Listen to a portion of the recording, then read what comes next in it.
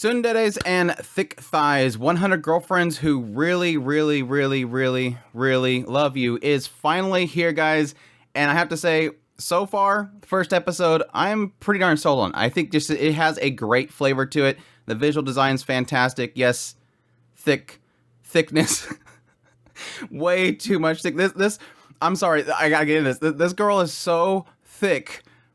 She's got mammoth-sized thighs. This girl is that thick. But yes, pretty much vibes of girlfriend. Although to be fair, 100 girlfriends who really like you technically came out before girlfriend. So, and it was like a 3-month span difference. So it's not as if one is copying from the other, but it's sort of got the same vibes here. You have this concept of a guy that's getting with a bunch of girls, and he's being honest about it. He's being honest about it. Though with 100 girlfriends, there's a thing that's sort of forcing it to happen. Whereas with girlfriend, the dude's just like, I want everything, and I don't want to apologize for it. But yeah, so far with the first episode, to get people caught up on what this series is about, essentially you have this guy that has been rejected by 100 girls over his span of many years going into high school. He apparently started when he was like months old. This dude's been working on it. I thought based on the PV, this guy was essentially rejected 100 times when he was in high school or something like that. And I'm like, dude, you get around. You just kind of jump from one to the other, don't you? But no, he's been working on it for a while. This guy's been building up this roster, and he knows every single one of them. It seems like he's a cool guy. I mean, his friend even notes the idea that, yeah, you're a cool dude. I mean, you're athletic. You look good. Everything's going for this guy. He's a good looking guy. He's a good person. But unfortunately, it seems like whenever well, at least the one confession that we get kind of a perspective of is where he, confesses to this girl, and she's like, yeah, I really like you and all this kind of stuff, but I could never. You're trash, and runs away. There's something going on here, obviously. But yes, at some point, he decides to go to this one shrine. It's like a shrine that people go to for love. And he does a prayer, and the god of love appears. And he basically tells him, yeah, everybody has a soulmate. Well, most everybody has a soulmate. Some people don't.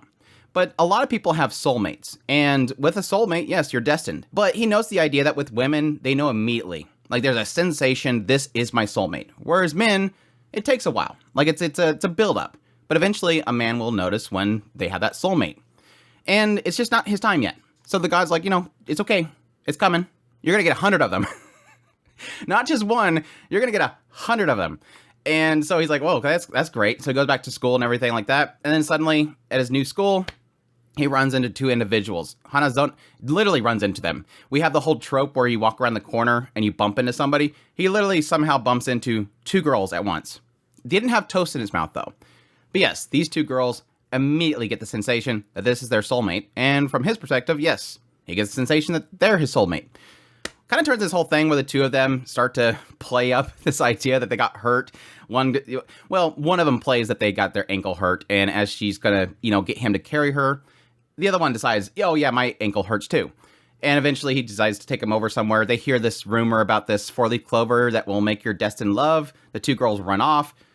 Cut to later on, he goes back to the shrine, kind of find out, because he has to decide between these 2 girls. They both confess to him. He's got to choose one. He goes back to the shrine, and this god basically tells him, yeah, I screwed up.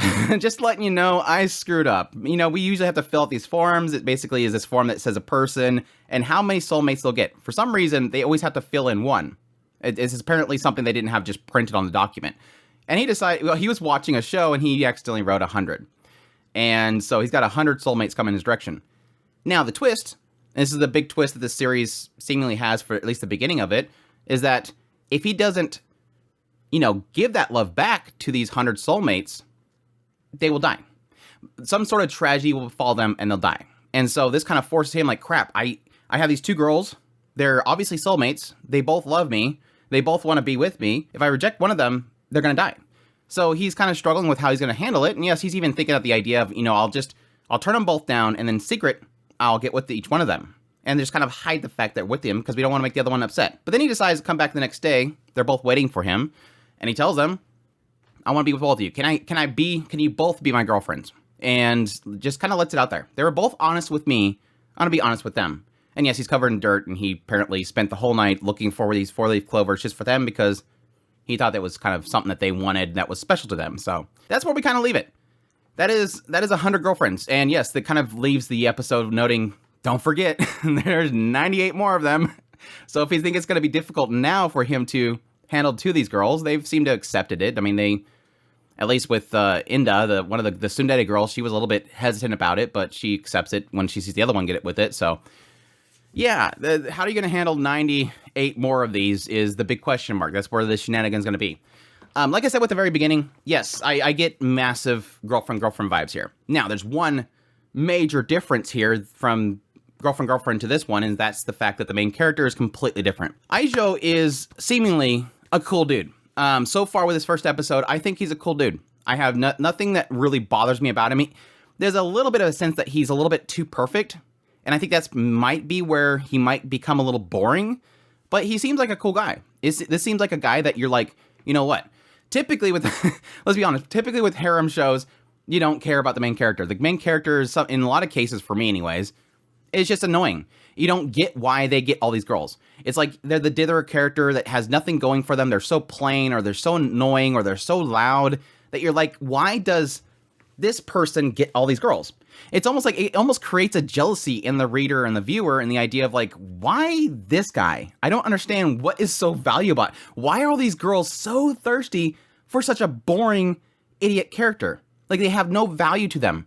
They did nothing to gain this relationship. And yes, you can make the argument with this one, he doesn't do anything to gain these 2 girls' relationship. They just get a soulmate charge to them, and they realize, oh, this is the one. So far, it's not showing that there is a value that is forcing these girls to like him.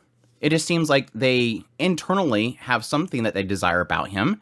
Either he's good looking, they know that he's the one, that something about him, and then he may win over them by doing certain things that is, yes, technically above and beyond what they would expect from a person to do. Again, technically spending all night looking for something that he thought was special to them, going to get them drinks and bringing it to them when they're doing something that seems to be special to them. He's gaining that. And so that's the main difference that this one kind of has with a lot of harem series that I'm already kind of liking. And yes, to the opposite of girlfriend, he is a character that is honest.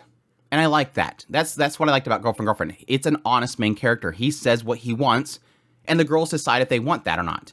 They can choose to say, no, I don't have anything to do with that. He's being honest. I could secretly do this, but I'm being honest.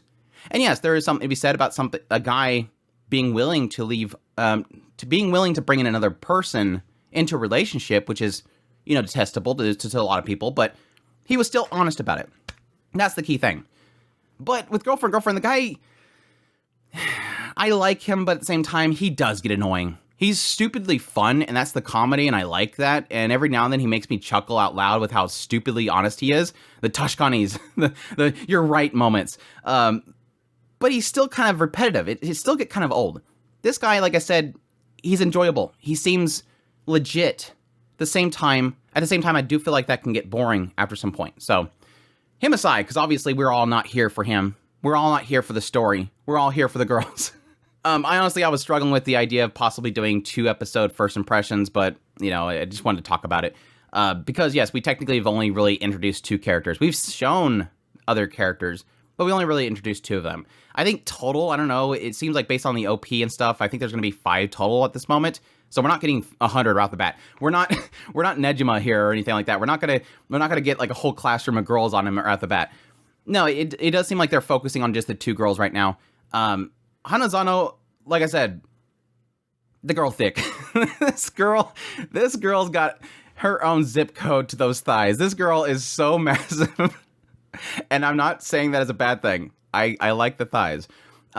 She got some thick going on with her. She's literally the opposite of Inda. Like Inda and her, like little opposites, personality wise and everything. You have like the overly doty love, and then you have the tsundere love, and you have like the super thick, large size chest. Then you have like the flat as justice and pretty thin thighs.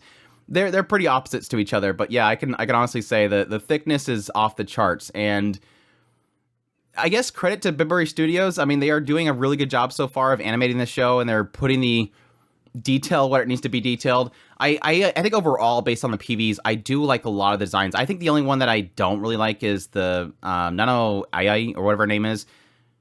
she looks a little bit too like Komi-san, which is not a bad thing for a lot of people. I just find it kind of boring.